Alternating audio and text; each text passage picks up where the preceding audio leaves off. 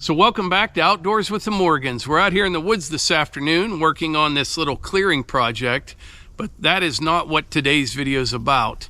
We have been getting tons of messages, emails, and comments, I mean a lot, from people all over the country asking if everything's okay here because of the train derailment in East Palestine, Ohio. Well, as far as I can tell, right here where we live, everything's okay. I think so. I'm not 100% sure, but my gut tells me everything's okay right around here. But this is a major, major thing. It really is. We're going to see the effects of this for years to come. And what's weird about it, around here where we live, you don't hear much about it. You know, they might mention it on the local news, but you really have to search pretty hard to try to find any updates, and it's kind of bizarre. It really is. But the day that they did the controlled release, they call it, they burn off thousands of gallons of vinyl chloride, and each day, by the way, they're finding more and more chemicals that were in there. But the day that they burnt this off, it was a huge fire, huge plumes of black smoke, and that day the wind was blowing southeast, so it really didn't come this way as far as I can tell. But the EPA, they are admitting right now there's a big fish kill over there. A lot of the streams are contaminated. The Ohio River's contaminated. All that stuff is a big deal. It really is. And you just can't get any good information. And I'll tell you, I'll be completely honest with you, I have zero trust in the federal government. I've got zero trust in the state government. Local government, so-so. Matter of fact, I called our county. I've never done that before for something like this. And I asked them, we have a emergency services. They've got a big budget. Heck, we even have one of those Bearcat things, like an armored personnel carrier. But if you check their Facebook page, the last update was about like 2 inches of snow we were supposed to get a couple weeks ago. No mention of this at all, which I find really strange. But anyway, I talked to the director, really nice guy, and basically all he did was tell me that the state and federal government said everything's fine, don't worry about it, and everything's good. But like I said, I've got zero trust pretty much in any of them. I'm one of those people, whether it's right or wrong, I have no idea. If something bad would really go down, I don't know what, I'm not going to get into all that, but say something bad would really go down, and all of a sudden you see like the National Guard bringing buses in, loading people up saying, hey, you got to come with us because of X, Y, and Z. I'm going the other direction. I'm telling you right now, that's just the way I am. I don't know if I'll be right or wrong, but that thinking has kept me around on planet Earth now for 56 years, and I'm going to keep going with that. I have worked, all these regulatory agencies and all this stuff. I know we need them, don't get me wrong, and I think most of the people on the lower levels took those jobs and are trying to do good. I get that. But I'm telling you, I'm not going to say I worked with the EPA, because you don't work with the EPA. I guess you could say I've worked alongside the EPA on some projects when I worked in oil and gas. And I don't even know if I should tell you this, but I don't work there anymore, so it's no big deal, I guess.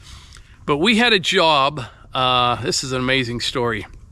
We had a job, a big well pad, and it slipped. Okay, thank goodness I didn't build the pad, but the well pad slipped down over the mountain and it impacted a stream. I mean, steep, nasty stuff. The dirt went down in this stream, and that's a bad deal, right? You just impacted a waterway of the U.S., major deal. So under direction of the EPA, we went in and we cleaned out the stream. I mean, we had excavators, track trucks down in there digging all this debris. It was just dirt. It wasn't like it was anything hazardous, but it was dirt and rock, things like that, just filled up this stream. It was like a big V. So after we cleaned it out, we had to come up with a remediation plan, how we were going to fix it. So you have these engineering firms, and this whole process probably took, I can't even remember, probably a year and a half, I imagine, to get the plans designed and approved to do a complete stream restoration. And when you do these stream restoration projects, it's a whole thing. I mean, you put like root balls in there and turn them certain ways. You plant different types of native plants, all kind of stuff. It's very detailed and there's a lot to it. But anyway, It took probably a year and a half to get the plan done and get it approved before we were going to start work on this project.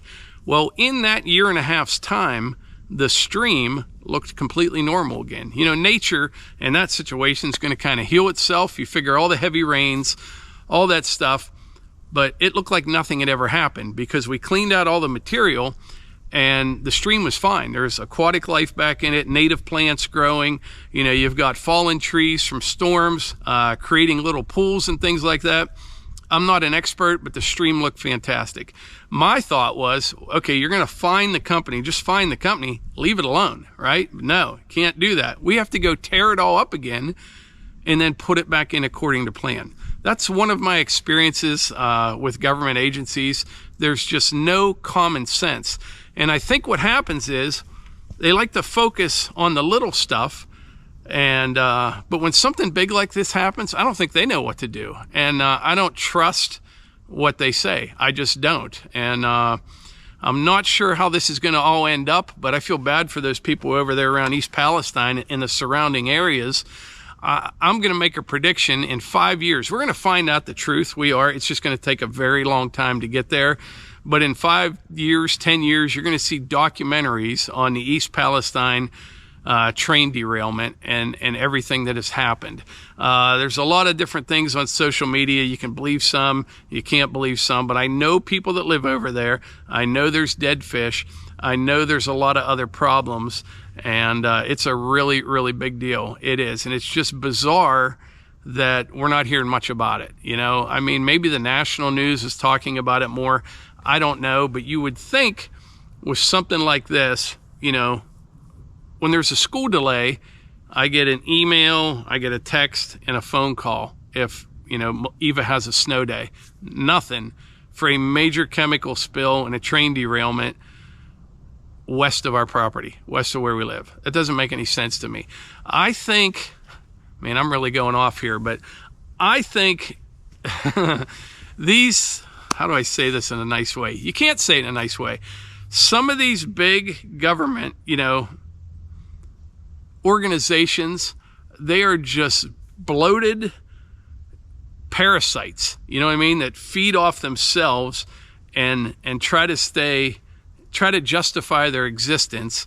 And I think when this all comes out in the end, you're going to realize there's a lot of mistakes made here. And it won't matter though, because all those people that made those decisions right now, they'll be retired with their pension in 10 or 15 years or whatever, and go about their merry way. But yeah, it's a different kind of video here, but this has really been bothering me. Not because I'm nervous for where we live or anything like that. I just don't trust anything that we're hearing. Nothing. I mean, nothing at all.